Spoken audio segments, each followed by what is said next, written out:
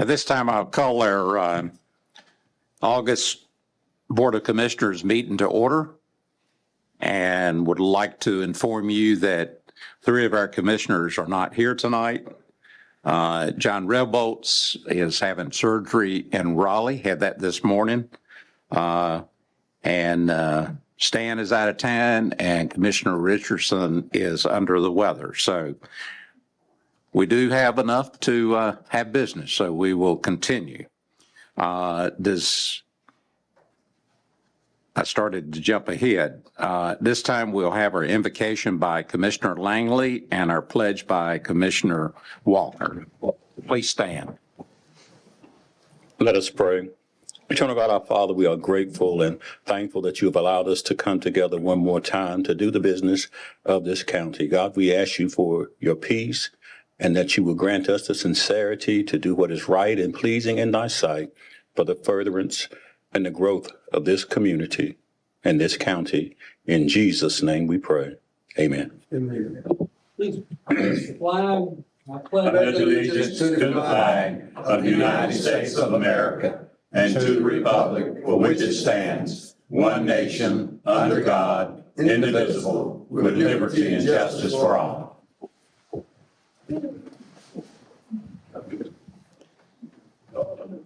At this time, I'll ask that if you have your cell phone with you, please turn it off or at least put it in vibrate mode. Item number C, conflict of interest. Does any of the commissioners have any conflicts with any agenda item? Hearing none, we're down to the approval of the agenda. Entertain a motion to approve. Motion to approve. Second. And a second. All those in favor, raise your right hand. Thank you. Items for presentation. The first one is the service award presentation.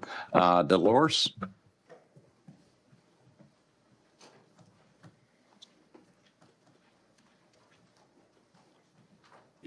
Good evening, Mr. Chairman and Commissioners.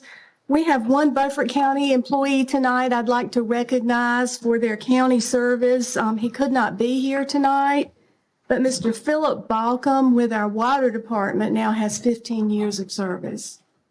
That's great. Thank you. Express our thanks. Absolutely. Thank you. The next item for presentation is the Youth Voice Summit presentation. Miss Emily Bowen.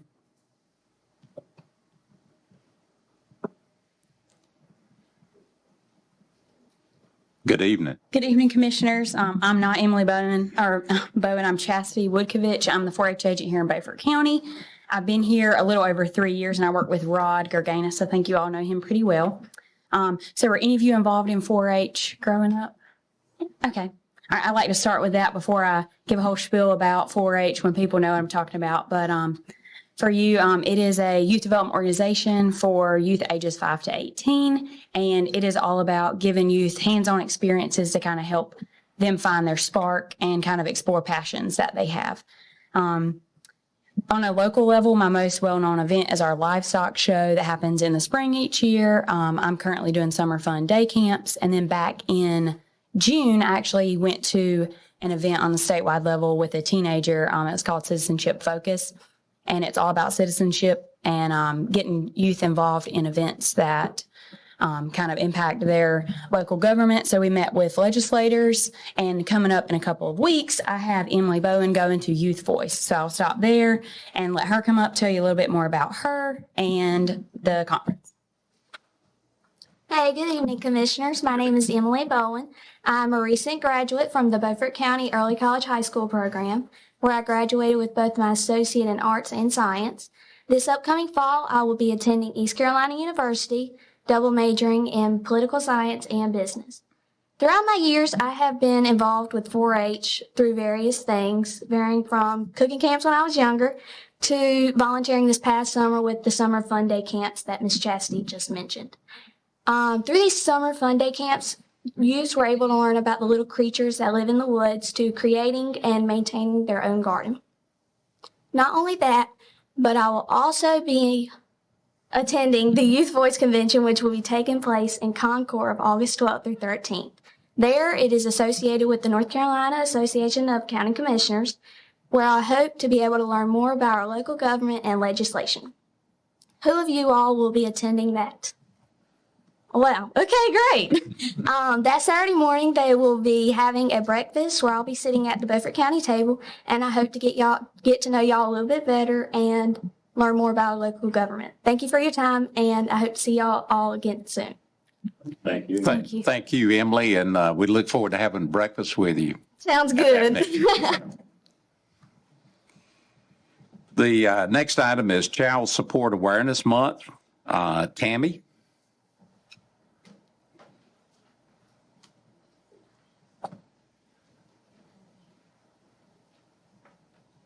Good afternoon. I'm Tammy Pearson. I'm the North Carolina Manager of Operations for Young Williams and the county contracts for the child support services through our company. I brought along today Tina Jordan. She's our new project manager over the Beaufort County office, and a little bit about her. She's been doing child support over 15 years, and she met the majority of her continuous quality improvement goals that the state set for her this year. She missed one by 0.28%. And that was collections, and the whole state was down on total collections.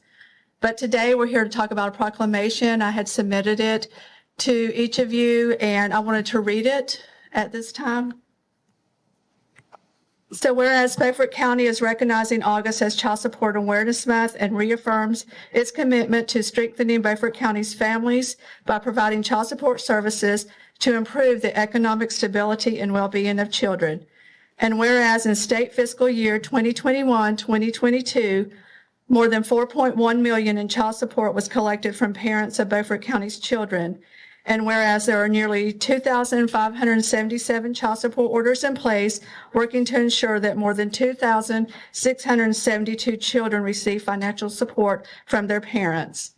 And whereas the court must order either parent to obtain and maintain health insurance coverage for a child if it is actually and currently available to that parent at a reasonable cost. Whereas Child Support Awareness Month salutes the diligent working parents who spend time with their children and who make regular child support payments to safeguard their children's future.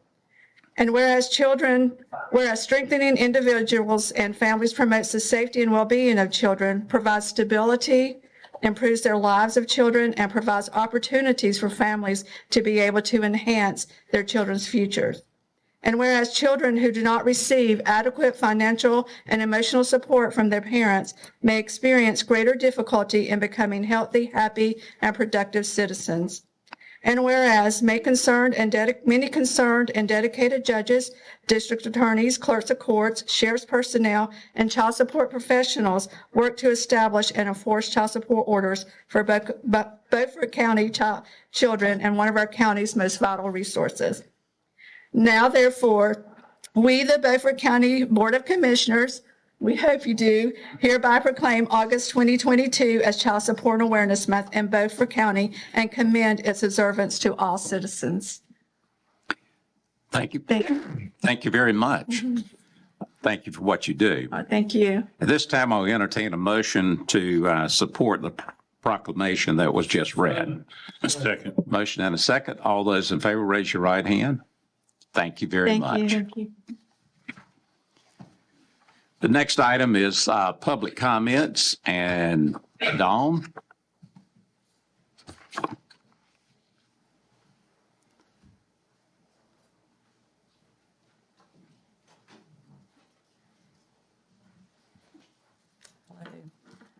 Hello, my name is Dawn Brinson Slan. I'm a resident of Beaufort County, a small business owner, and a taxpayer.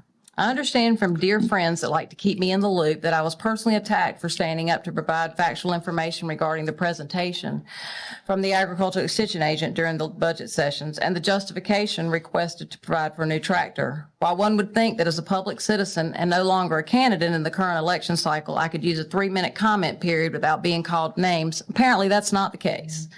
It seems that a local, small, online publication is utilized by certain members of this board, both under their real names and several aliases, to lash out at the members of this board that do not agree with them on their positions, and now apparently to those of us that provide public comments in these meetings.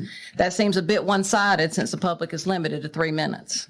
In the item sent to me most recently, I believe I'm classified as a socialist, along with others that believe in the spirit of working together with all members of this county to reach the common goal of growth and prosperity. And my support of the farmers is considered supporting special interest groups. I can assure you that the farmers in Beaufort County are way more than a special interest group.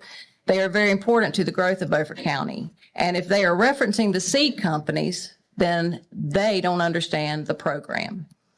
Realizing we live in a constitutional republic and the free speech is one of the rights we hold so dear, I'm absolutely fine with whatever names are given to me as long as the assigners of those names are clear. That I do intend to keep highlighting the truth and ensuring inconsistencies in the assignments of labels is brought to the forefront for the people of Beaufort County. While various groups that receive funds from the county budget are asked to defend their salaries and costs over and over again, I'll be highlighting the value of the taxpayers' dollars at work spent on those elected individuals solely focused on their special interest, their salaries and benefits. Thank you. Thank you. I don't see either one of our representatives here. Katie? Okay. The next item is our consent agenda. I would like to pull one for our next month's meeting, and that's the ABC board appointments. Is there any other items that anyone wants to pull? Okay. I'll entertain a motion to approve the other 11 items. Motion to approve. Second? Second. Okay. All those in favor of the consent agenda, raise your right hand. Thank you. Dan, item number I, item for decision is from our health department. And I'll turn that over to you, Jim. Sorry. Commissioners, hope y'all are all doing well. Let me first introduce Claire Harris. She is the president of the Behavioral Health Task Force, or one of the co-chairs. And Tiffany is the program coordinator for the Behavioral Health Task Force. And she works out of the health department's office.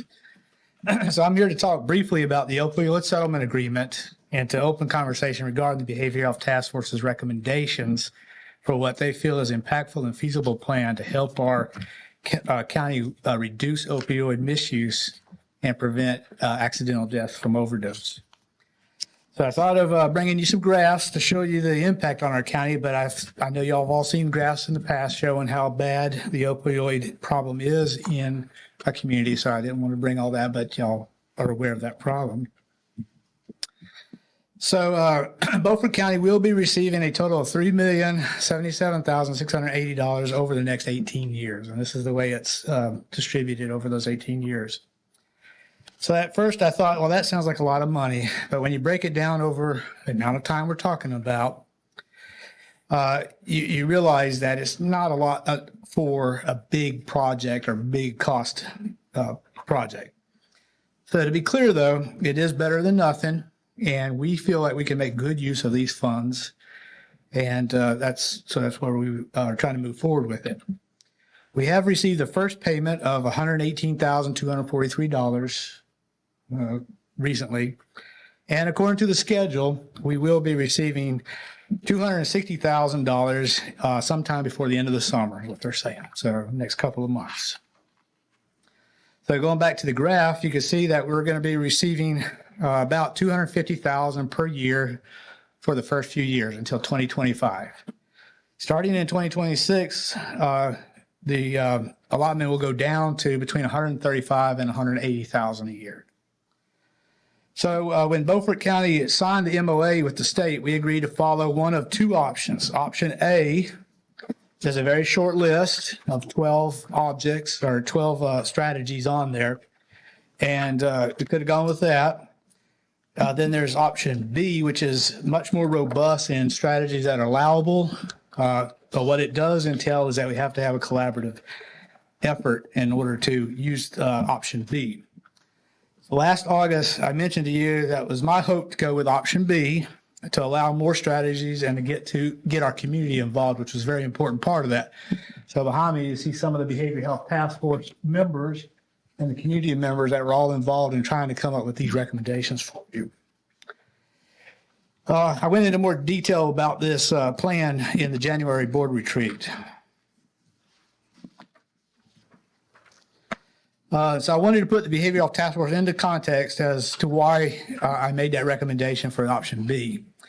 So the BC 360 came into being when the Race to the Top committee transformed in 2014 to take on health and human services, and we created that group, and they came up with 3 task forces. You can see that behavior health was one of those task forces, and that was in 2015. And then, so the group has been meeting since 2015, and they have been putting together a strategy for the county as far back as 2015. As a matter of fact, it's pretty robust, very robust strategic plan that they came up with, and they have been actually working on it. You may not have known this, but using that plan, many of the clinics have brought in counseling, many have brought in medicated assistant therapies, behavioral health clinics, and naloxone distribution. So some of those strategies that we've already been putting in place came before this settlement was even known to be coming about. And as a matter of fact, some of those strategies are the ones that are in option A. So we've already actually adopted some of those without using the opioid settlement funds. Because they were together for so long, the KB Reynolds decided that they would like to support us, and they gave us $800,000 over 3 years. So we're now starting the second year. And we've been using that to support working towards and implementing the strategic plan for opioids. They gave us funds to build up the BC 360 data platform, which is through ECU, is a platform with data that we use to look at the problem. And then we're supposed to be using that now for looking at how the impact of the strategies that we implement are doing in our community. They also gave us funds to look at community engagement process. And what we did with that is we have really built up our community health work and outreach programs. And that program is really kicking off and doing really wonderful things. And we want to utilize that outreach effort to help us with the strategic plan for the settlement of using the funds here. Most relevant to today, though, is we use the funds to train the behavioral health task force members and the community members on results-based accountability, and they use that to discuss opioid issue and come to the recommendations that we're going to present. And as mentioned previously, the funds are also used to help not just planning, but with the implementation of these strategies as we move forward. So with that, I'm going to turn it over, I think, to Tiffany. Okay.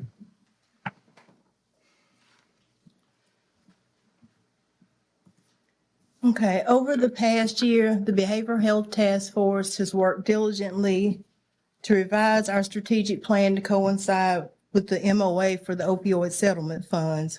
We've actively sought input from both community members and community stakeholders regarding the needs of Beaufort County residents.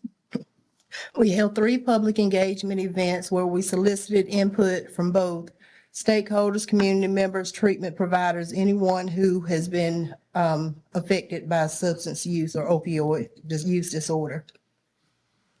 And all of the different agencies and organizations you see on the screen actively participated in determining the strategic recommendations that we're bringing to you today.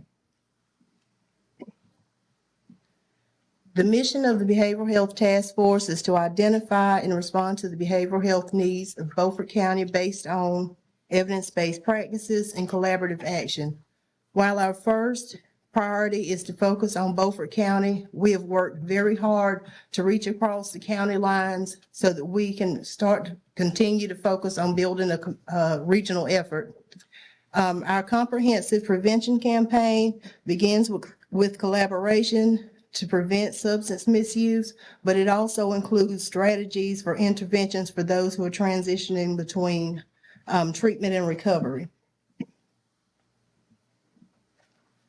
Based on the input that we've received from all of our community partners, we have determined these strategic recommendations to use the opioid settlement funds to maintain the Behavioral Health Task Force collaboration, add peer support specialists and 1 health education specialist to our community. And we also wanted to further our efforts by piloting projects that may not be addressed in the other strategies. And Claire, the co-chair, is going to actually give you more details about that. Good evening, commissioners. The first thing is to maintain the Behavioral Health Task Force. That is a voluntary task force.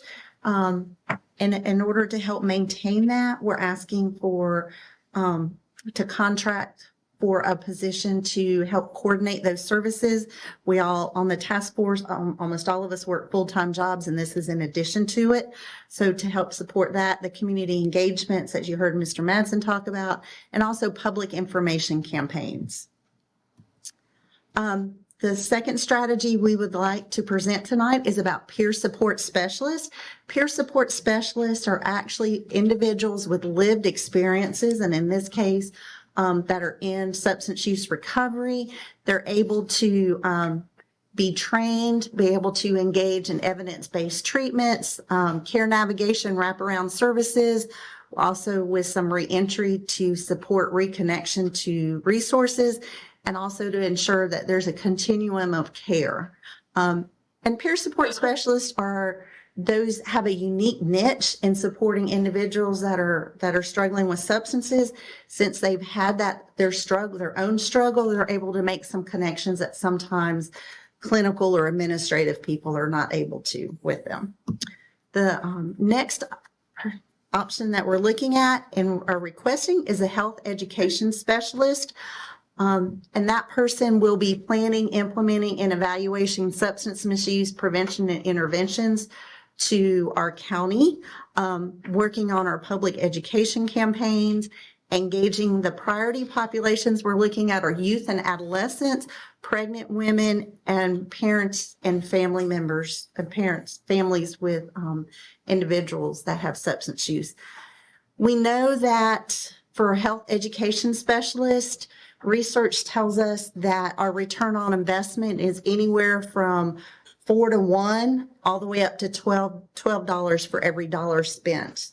So certainly evidence-based, certainly understanding that we're getting more than we're providing into it with there. And the final project that we're looking at this evening, we know that our communities and our community members have wonderful intentions and ability to make a difference right there where they are in their home communities, their little niches of Beaufort County. So we're looking to offer up a chance to pilot programs with yearly evaluations that coincide with the opiate settlement, the MOA. The objective is so that we can increase the capacity of our population and serve those people who oftentimes aren't reached. We know we have lots of resources in the town of Washington. We know when we go to Belhaven, Aurora, Chakawinity even, resources dwindle. So trying to make sure that we have access and community members have access to some projects throughout the county. We're asking for $10,000 of funding per pilot project per year with a 3-year funding proposal. We will ask for measurable matrices for tangible outcome measures, and also how those projects will be sustainable following that initial assistance with the opiate settlement money. The target populations we'll also be looking at for community pilot projects are those that we've identified with the BC Data 360 data.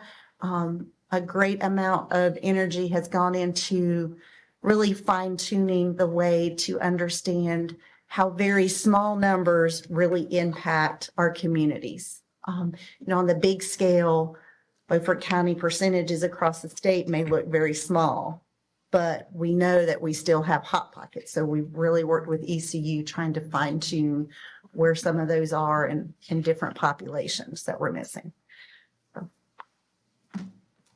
Question. Any questions, Jerry? This is not necessarily opioid related, but homelessness. Do you have a number, an idea of how many people are homeless in Beaufort County?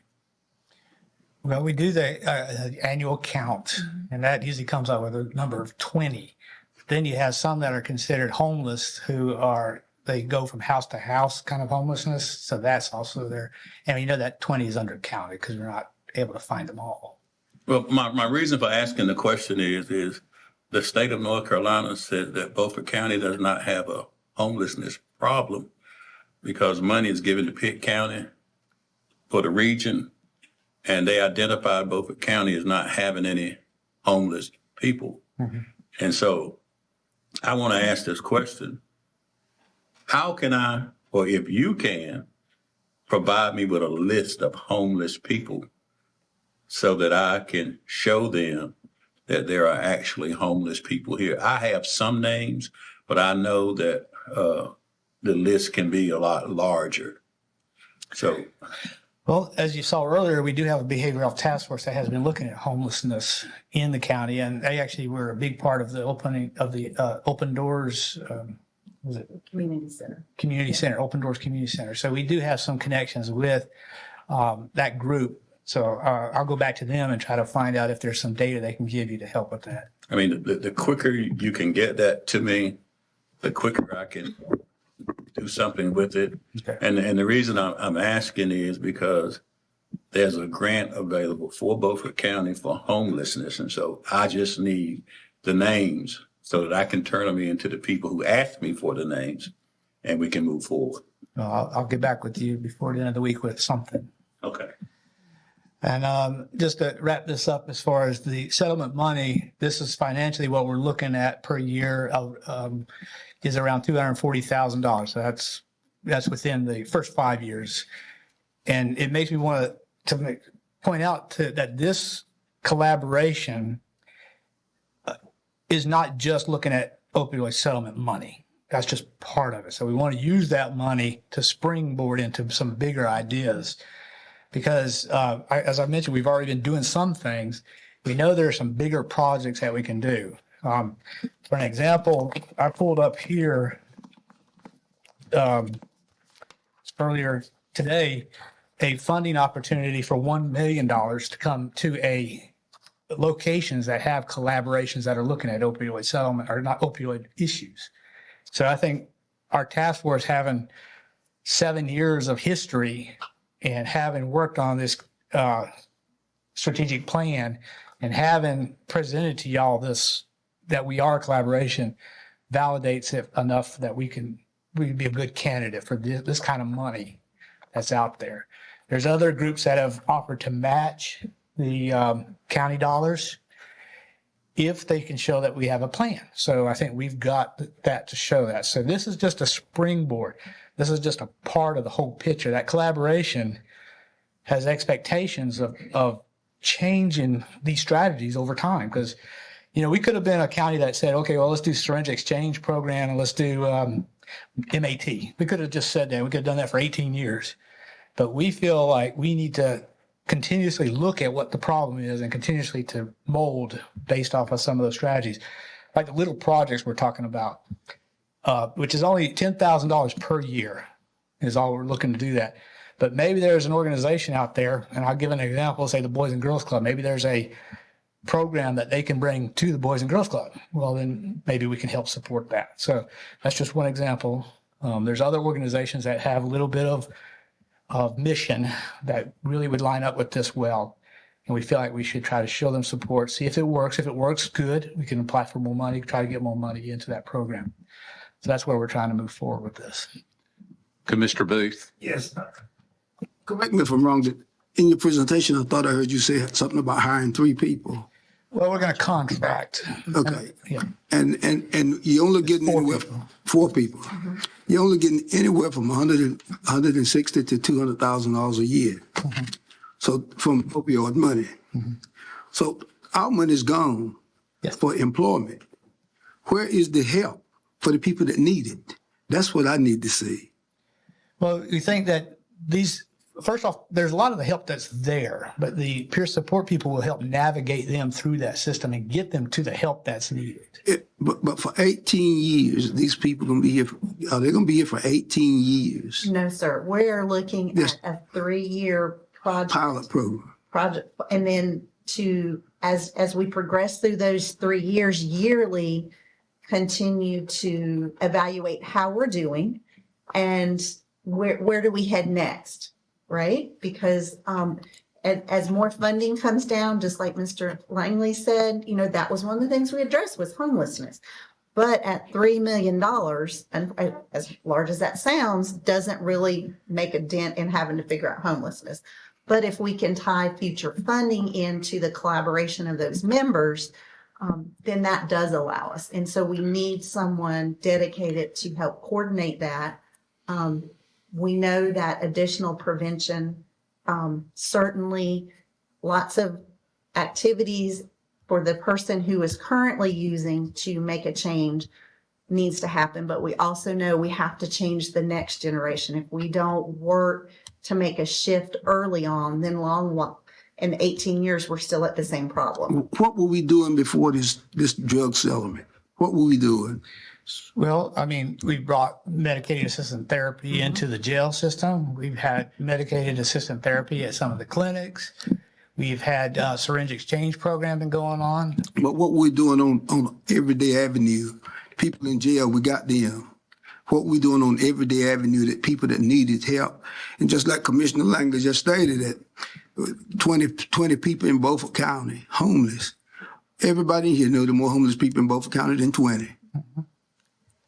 So when we're looking at community health workers, which is already huge in our county and has integrated in so many different localities in our county, those projects, building up those services so that that person in somebody's home and community understands what they're looking at, recognizes there's a need that maybe that it's not obvious. What do we consider homeless? I'm sorry, sir. What do we consider homeless? Well, we're not prepared, I think, to talk a lot about homeless. Well, that's what we need to talk about, because that's part of this. It's tied to this money, isn't it? No. Okay, so okay. I mean, oftentimes a user becomes homeless. So, I mean, there is a lot of crossover in that. Well, we ain't gonna talk about them because we're here to talk about them. But as far as users go, we think we have things in place we have a lot of things that are in place that they don't even know how to get to right now. So that's one thing. We want to prevent people from starting to get into that. That's why the health educator is an important part. The navigators are there to help users. A navigator is a reformed user. And so they're familiar with the circle of users. So they're in part there to try to help get them into what services are already provided. They're there to help counsel. They're there to meet with them when, they end up going into jail, or if they end up getting arrested, or they end up going to the emergency room. The navigator or the peer support people go there to meet with them and try to help to get them. So that's what they're offering. They're helping to navigate the systems that's already in place. They provide the continuum of care that is needed for people who are actively in treatment, but after 5 o'clock, the clinic is shut down. So therefore, in the after hours, when they're in crisis mode or when they're thinking about relapsing, you have those peer support specialists who can actually speak with them, not in a clinical sense, but is a lived experience person, and bridge that gap between treatment and care. And I would also add that our community engagement included people that have used or lived the experience of addiction. So their input was brought into this conversation from that point of view. Commissioner Walker. What physical building will you be working out of? In other words, if somebody's having a bad day, where do they go? Well, With the peer support specialist, and that specifically? Yeah, well, anybody that's having a bad situation, do you have a building that they can go to and say, help me? It'll be a phone call. That peer support specialist can actually take that phone call, triage in essence, determine do they need to go out or not, and to actually meet them where they are. So it does not, peer support is not like housed in a typical office, because that is where we recognize people often don't engage very well to get started. I'm inclined to give the contract for the peer support to ClearPoint, because they have licensed addiction specialists and counselors who have been focusing on this since they've opened up 3 years ago or something like that. Anthony Tyree is a big part of that. So I'm inclined to try to put the support people with him mostly, because that way they'll be available 24 hours to their hotline numbers. So they go to the patient. Right. Yes, for the most part. And if this person needs medical care, they end up in maybe the hospital. Or it depends on the level of care that we're talking about. We have appointments that through the hospital system, which if you use here. We have appointments at the health department. GAPE has appointments, and there's other offices like ClearPoint that they have, Dream and Port, who are all part of this. They're all resources that are available to these people. So there'll be no need to build a physical building with this money. Yeah. And that was part of, we realize it seems like almost small because the problem is so large, but we needed to be able to present and manage projects that are actually doable with what we have and not accounting for every last penny, thinking, what happens when there's a hiccup, inflation happens, right? So we really took that as a group, and during those meetings, there was a lot of conversations over making it doable, making it meaningful for Beaufort County with what we have and the resources we have. Right, we looked at the feasibility and the immediate need right now that we actually have enough funding to try to work towards. And keeping in mind that, we can continue to seek out grants, match funds, things like that for bigger options that we have, such as an inpatient treatment facility, which has been voiced to me ever since I've been on the task force. Affordable housing, transitional housing, things like that. We've taken into consideration, but the problem is right now, $3 million over 18 years is not sufficient to do that.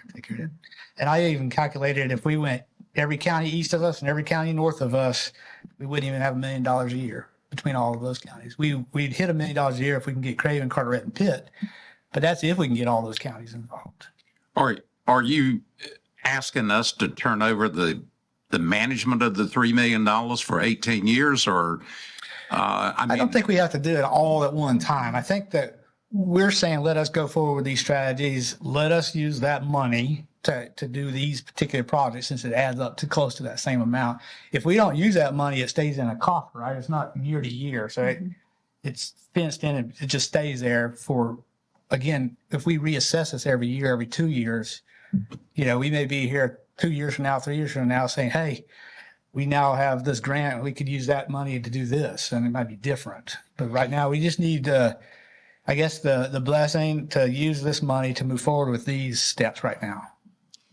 And again, this proposal is for the first 3 years. We're gonna use the Data 360 team to assess the impacts that these strategies has on the opioid epidemic in Beaufort County. And at the end of that 3-year period, if we don't see the results that we're looking for, then we can regroup and consider some of the options that we've also discussed in our task force. Well, I'm in favor of making some kind of a commitment for a 3-year period, but I want to see the data at the end of 3 years. We don't want to make a commitment for 18 years if we're not making any progress at all. Right. Yeah. The first 3 years. And the KB Reynolds grant, that $800,000 that is already going towards this effort. Because out of those 3 options, the first one is already being paid by KB Reynolds. So we don't have to put that money in for a couple of years. So that's actually money that we don't have to commit right away. So their requirement is that we have that data platform in place. So we've been working on it. Hopefully within, a certain amount of time, it'll be on the health department's website with all the data that's immigrated in from unusual sources. Usual sources like the state's there, but then there's other stuff, that could be brought in as long because we're partners in this. Well, what I'm going to recommend, unless the commissioners disagree with this, is we have 3 commissioners that are not here tonight. So I would prefer we not take any action and that we postpone making a decision until our next meeting. When we got word, it was a little bit late to cancel your presentation. Do the other commissioners in agreement with that? Or okay. I appreciate have one final question. Yes. So basically what you're saying to me, and correct me if I'm wrong, is that you're going to somewhat have a local mobile crisis for substance abuse. I think so. I think those peer navigators are gonna help fill that role. Okay. It's kind of like Alcoholics Anonymous, Narcotics Anonymous, where you have people that have gone through that to help sponsor people through the program. But it's much broader than that, but. Okay. All right, well, thank you for your time. Well, we thank you very much for your time and what you've done up to this point. Thank you. Item number J is the approval of the Sheriff's Office, North Carolina Department of Public Service grant purchase. Chief Rose. Good evening. I was reading over the information that has been presented as far as the booklet to you, and it's really, the information that there is, it is what we're talking about. In essence, the scanner is not going to replace, but it's going to supplement and offset for crime scene sketches with a lot more clarity, with a lot more accurate, and it's going to help paint a picture better especially for juries in major crime cases, whether it be homicides, sex offenses, or things like that we would have a designated crime scene. It's something that we've tried to figure out how to purchase through the budget process over the last handful of years. Something that stays on the 1 or 2 priorities for use of drug asset forfeiture money, but then with the grant and some of drug asset forfeiture to supplement that, then we felt that it was the right time for us to move forward with this purchase. So I'll be happy to answer any questions that any of the commissioners have. Yes. That's just your grant funding, is that correct? This is going to be, if you remember back from several months ago, we did receive a grant. We've already made a couple of purchases out of that. The drone was one of them. The drone, the This is UTV and the rest trailer. of the money. Yes, sir. Thank you. Motion to approve. Yep, second. Okay. But I have one question. Yes. Is this like the scanner, it Correct. goes in the room and images everything? It's a very, it's a very nice piece of equipment.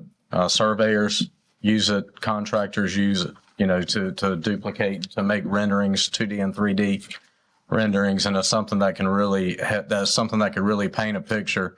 As far as time savings, right now, investigators are still going through and actually using, handheld devices for measurement, which are not as accurate as a laser rendering is going to be. And, quite frankly, in 2022, if you are having a jury trial, juries expect to see some of the technology that they're seeing, on television and things like that. And if you go in with even a computer render drawing, using Smart Draw or something like that, then they're expecting a little bit more than that. But it's a very impressive piece of equipment. How fast does it scan a room? And Now that I don't know. Okay. That I'm not sure. Is that it? Okay. Any more discussion? If not, all those in favor, raise your right hand. Thank you, Charlie. Very well. The next items are from our Public Works Department, and the first one is Swan Point Water Line. Christina.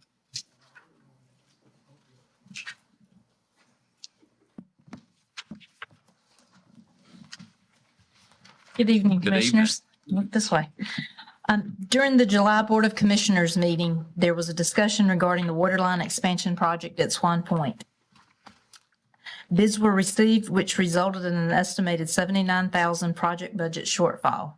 At that time, the Board of Commissioners was unwilling to commit additional funds to complete the project and instructed staff to contact the landowner to see if they would be willing to fund the additional shortfall in order for the project to proceed. I'd like to report to you this evening that I have received a check from the Robert Whitley Jr. Family Trust Fund in the full amount of $79,513.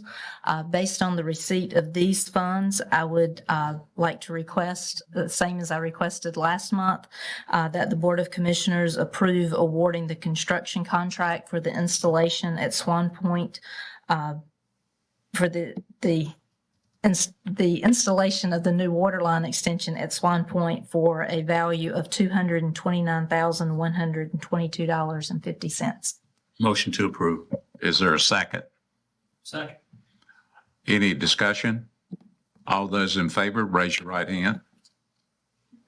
Thank you. I do have some questions. I've been told that there was a lesser price PVC alternative. Why would that be considered? Schedule 40, it's the thickness of the wall and the pressure that it's rated for.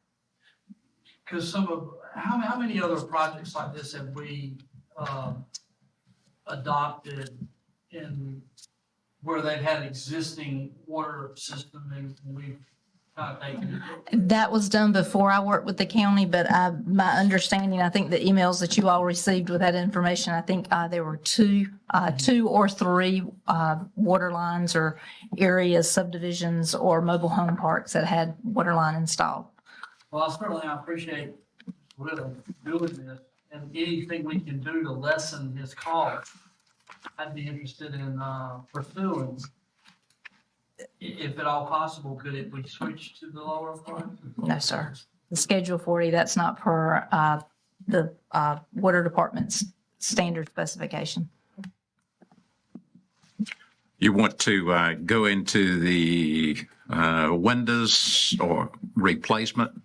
Actually, repairs? I'd like to say one more thing about the Swan Point. Okay. Next month on the consent agenda, there will be a formal budget amendment. But again, we couldn't prepare that but based upon your vote tonight, we'll put that on the consent agenda for next month. Okay.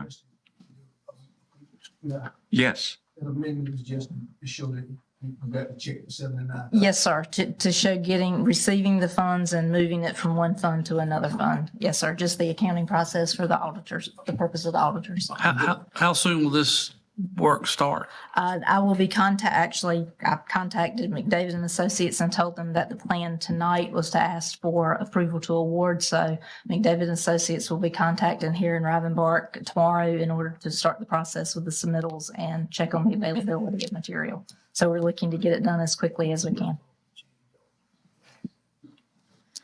You good? Okay. And as far as the window project, West Overman will be presenting that this evening.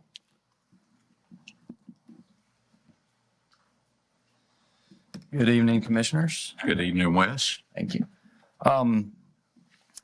So on June 17th, we issued a request for proposals seeking bids for window replacement and canopy repairs and construction on the courthouse annex building. This was emailed directly to 3 local contractors, advertised on our website, as well as some other venues. No bids were received for that posting. We issued a second request on July 8th, and a copy of the RFP, or partial copy of the RFP, was attached, I believe, in the agenda packet. The scope of the contract includes replacing 25 windows, repairing 2 existing canopies over entry doors, as well as constructing a new canopy over a second floor entry door to the district attorney's space. Public Works staff received a certificate of appropriateness for the project from the City of Washington on April 5th.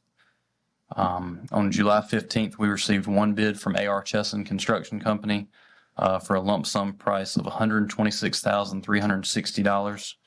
That amount does include an allowance of $2,000, which hopefully will not have to be used for potential framing repairs when the windows are removed in case there's any water damage or anything.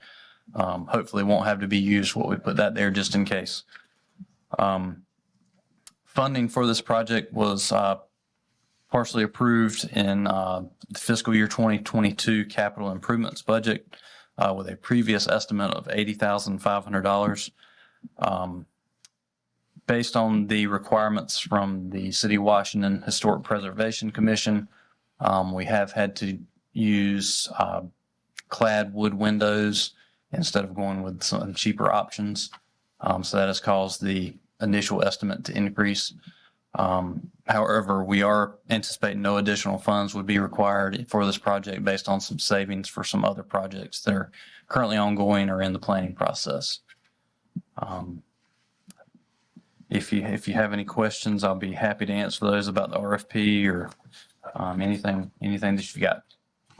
You say you sent out the bids to 3 contractors. Yeah. And why was these 3 just picked out? It's just 3 we were familiar with that we thought would be proper and that could handle the job. Who done the last job? That was Brady. Brady Construction replaced a few windows. Good. That was one that received the information. There was no communication back from them. Okay. It was also posted on the county's website, and the purchasing agent posted, what's the state website? The state affidavit. Okay. So it was posted in numerous. I understand. I just wanted to know why we just sent it to 3 people. But he told me. Wes? Yes, sir. When you look at the paperwork that we've got in here, like on the front of that building that you're looking at from 2nd Street, there's 4 windows up top that are not circled. Have they been replaced before? Yes, there are several windows on the building that have been replaced recently. Okay. It is kind of a mismatched building as far as our windows go. So hopefully this project is also going to help make the building look more proper. So what's been done previous plus this will replace all of the windows in that annex, is that? What you see circled is what's to be replaced. The ones that have been previously replaced within the past 10 years, is that roughly, will not be replaced. Okay. What will the canopies be made from? The canopies, if you're familiar with the courthouse annex building, there's 2 over the rear doors. The one that will be constructed on the 2nd floor, we have told the Historic Commission that it will be constructed as similarly as possible to the 2 that are on the 1st floor. They're similar to 4x4 wood framing. They'll all 3 have some metal roofing on top of them. But we're going to match appearance as best we can. Anyone else have any questions or comments? All right. Got a motion, second? I'll second. All those in favor, raise your right hand. Thank you. One question before you leave. I drove by the solid waste at Yatesville. Yes, sir. Some people call it Beckwith, and it looks like it's ready to open. We are very close. I anticipate it being open sometime this week. Sometime this week? Yes. So we're not going to have a ribbon cut. We're just going to open it up, right? And certainly, if you want to, we'll be glad. We'll be glad to stretch the ribbon. I think the best thing is just open it up.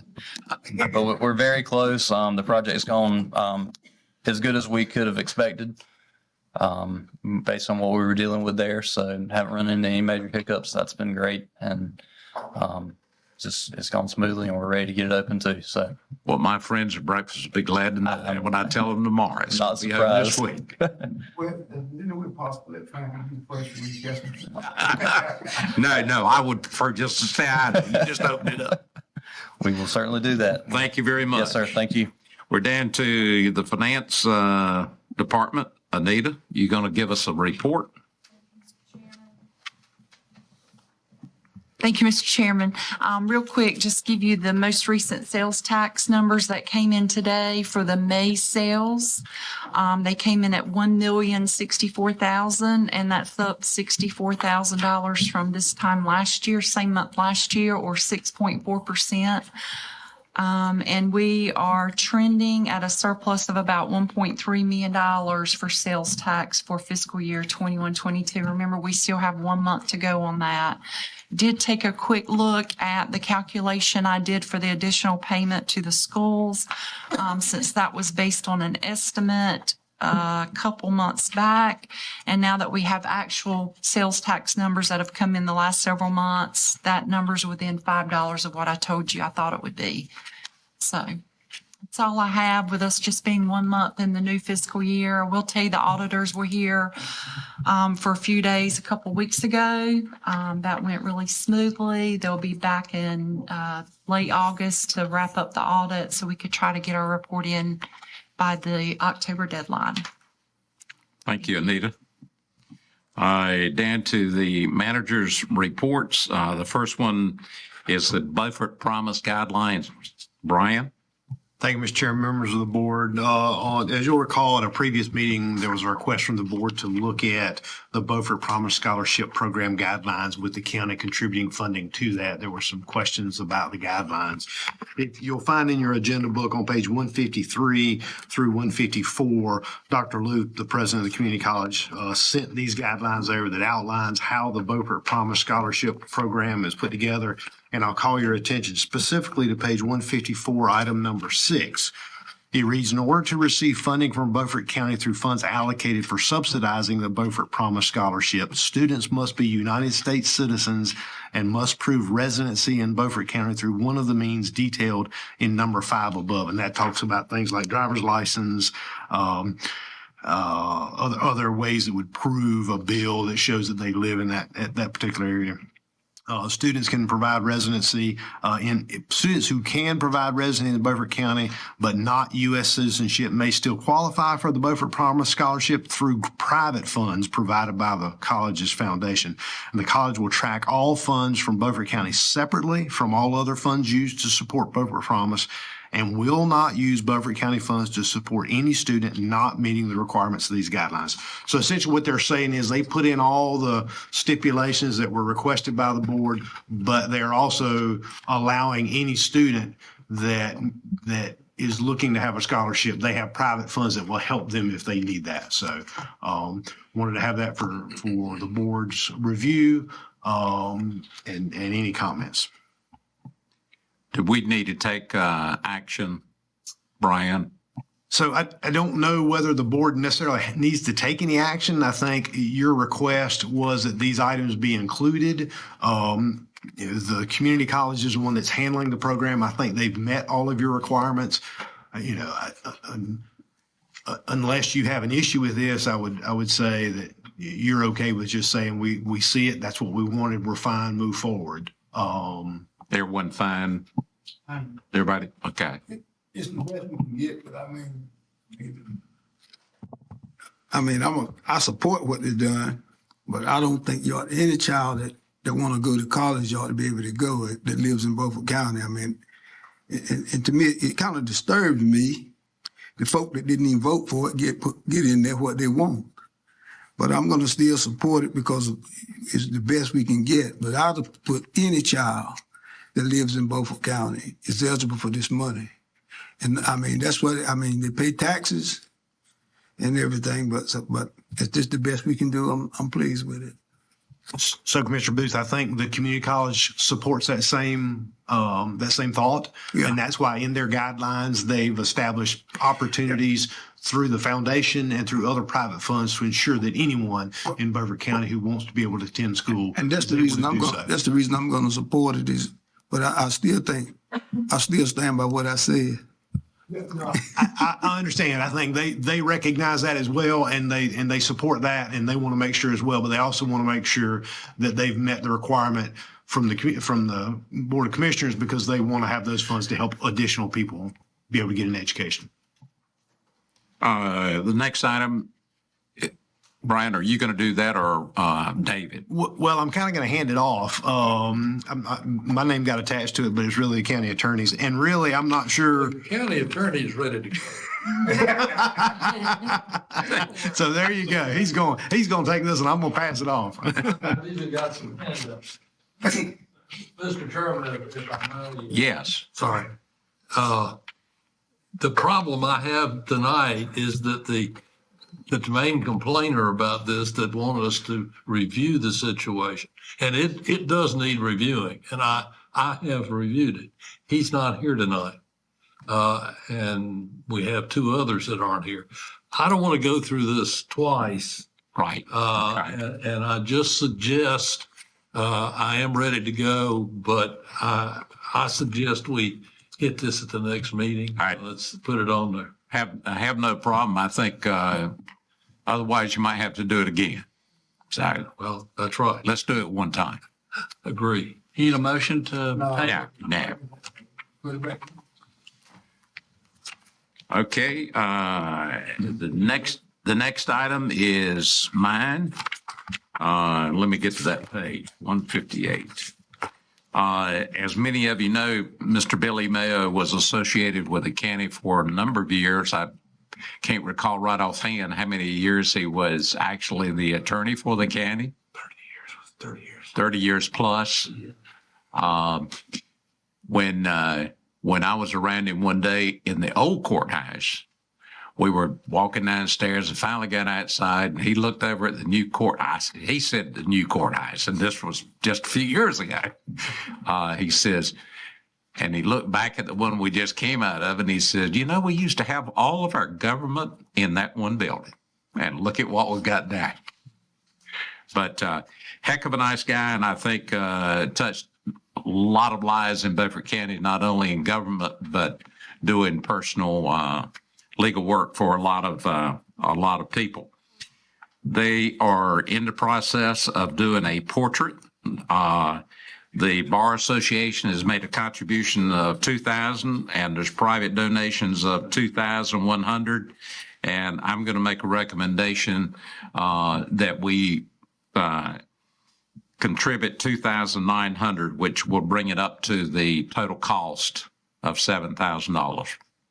And as I understand, I think that'll be hung in the Beaufort County Courthouse. So that's my recommendation. Okay, and a second. I have a question. Yes. I'm doing the math. Yes. It says $7,000, correct? Yes. $2,000 from the bar, private contributions of $2,100. Yes. And it also says Will has made a contribution. Was his included in the private contributions, or does he have a contribution? I think, no, I think his contribution is involved in the other two that's already on there. Okay. So, I just wanted to know. okay. All those in favor of the motion, raise your right hand. Thank you. The items for discussion that Commissioner Richardson had, I'll read those. The sales tax money for the schools, which we talked about last time. Combating illegal drugs in Beaufort County, which we talked about last time. The Sheriff Coleman's office hours, jail inmate supervision discussion. So all of that'll be tabled until next meeting. Does any commissioner want their 2 minutes for comments? If not, I've got a motion to adjourn. A second? Second. And a second. All those in favor, raise your right hand. You got it. You got it. What a different meeting.